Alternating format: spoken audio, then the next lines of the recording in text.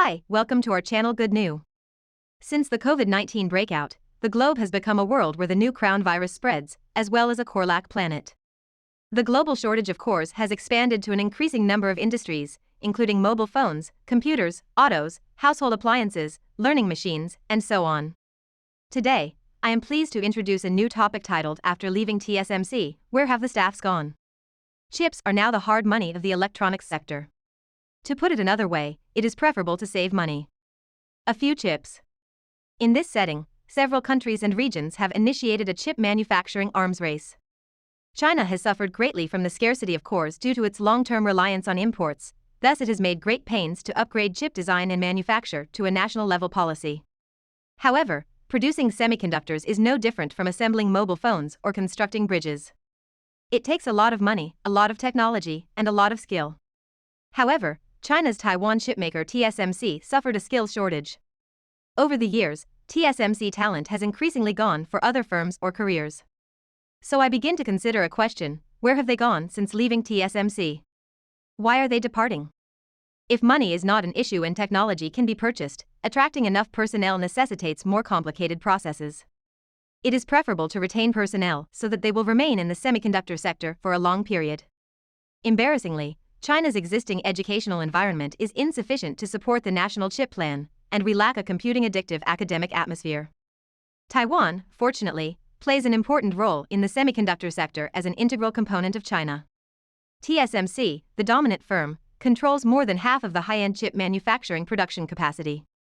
Zhang Zhongmou's business philosophy is, "It is better to blame the world, but I do not blame the world," but they appear to have mastered the lifeblood of the global electronics industry chain, and orders are also pick and choose. The talents they cultivate are in full bloom, and once they leave their jobs, they will immediately become the target of global competition. Why are employees quitting TSMC? Without a sure, given TSMC's present supremacy in the chip market and the scarcity of production techniques, they should not be short of orders or earnings, and feeding some high-end staff should not be an issue. You should be able to serve for life if you become a core member, yet the corporation has always been an iron camp, a flowing soldier. Furthermore, large corporations are often difficult in terms of staff. Furthermore, the Taiwanese economy is not hopeful, and living pressures are quite severe. Some people, such as their CEO Zhang Zhongmou, need to work after the age of 70. Obviously, not all employees share TSMC's core beliefs. It is normal to opt to quit after making a long-term sacrifice, and the particular reasons are not unknown. Employees want to quit for two reasons, according to Jack Ma. One is that there is no money in place, and the other is that they feel aggrieved. Obviously, the compensation that TSMC pays its employees should not be too low in light of the company's earnings condition. According to the report, the average annual compensation of TSMC's approximately 50,000 employees is 452,000 yuan. After reducing some of the highest and lowest scores, the median annual pay can reach 373,000 yuan, which is not a terrible starting point. The difficulty is that the temptation provided by headhunters is considerably higher, and yearly salaries are frequently in the 2 million to 3 million range. It's no surprise that some individuals sigh, 3 years on the mainland is akin to 10 years in Taiwan. If you include money like school and housing subsidies, it becomes much more significant. Moreover, TSMC's domination is the snow and tears of 50,000 people every night long. In reality, TSMC is struggling to hold on without an athletic physique.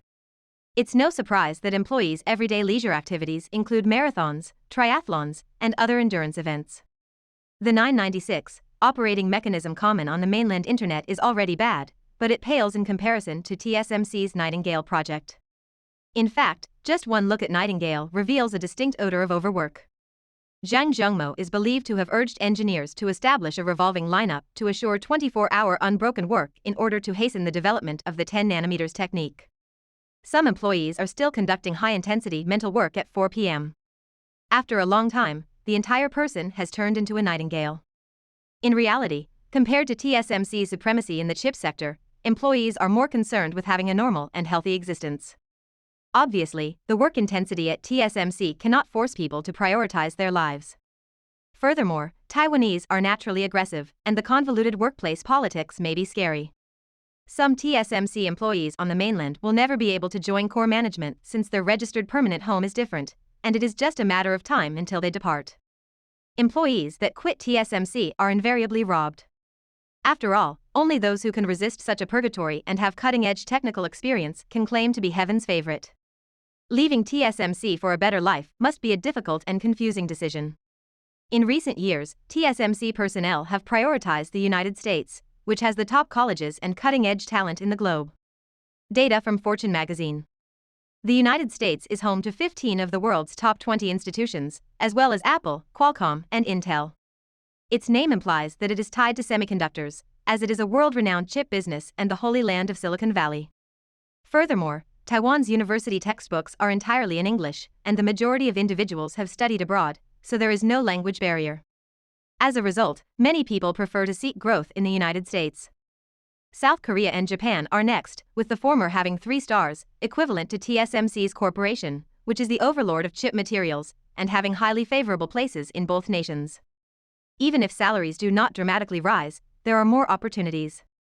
With the expansion of the virus and the chip industry's arms race, this pattern is unraveling. The US has long claimed to be the world's leader, yet it has suddenly reversed globalization and forced TSMC to shut off supply to Huawei. These behaviors are terrifying. Furthermore, bad epidemic prevention has harmed the living environment and has hampered the recruitment of top personnel to a considerable extent. In Japan, the environment will be improved, but the economy has been slow in recent years, and many businesses have been badly managed. Better handling of TSMC employees, I feel, is difficult. As a result, mainland China is becoming a new option for TSMC personnel. Only one TSMC can exist in Taiwan, China, due to the size of the economy, although hundreds of TSMC can exist in mainland China. China's total semiconductor imports will exceed $394 billion in 2020, surpassing oil consumption. The ongoing trade war between China and the United States has made executives acutely aware of the critical necessity of semiconductor R&D and production. As a result, the disparity in chip skill has expanded dramatically. According to the statistics, the mainland's need for talent in the semiconductor sector would reach 720,000 by 2020, but the present skill supply is just 400,000. There is a scarcity of high-end talent comparable to TSMC. Leading skills in semiconductor design, R&D, and business management have historically been managed on the Chinese mainland. Readers' perceptions of the sweet pastry. Taiwan, in my opinion, is a part of China. These locations all speak the same language. As a result, there is no language barrier between China and Taiwan, and the mainland is highly welcoming to Taiwanese talents, with a good job climate. Of course, bringing TSMC staff to the mainland is not without complications. They must deal with competitive agreements and corporate management concerns, which will put their job hopping at jeopardy. Although 100 TSMC engineers are unlikely to revolutionize the chip industry in mainland China, acquiring Taiwanese semiconductor expertise is the most direct and effective method to participate. Thanks for watching in this video. You can add your ideas or suggestions below. Please keep following our channel and like our videos.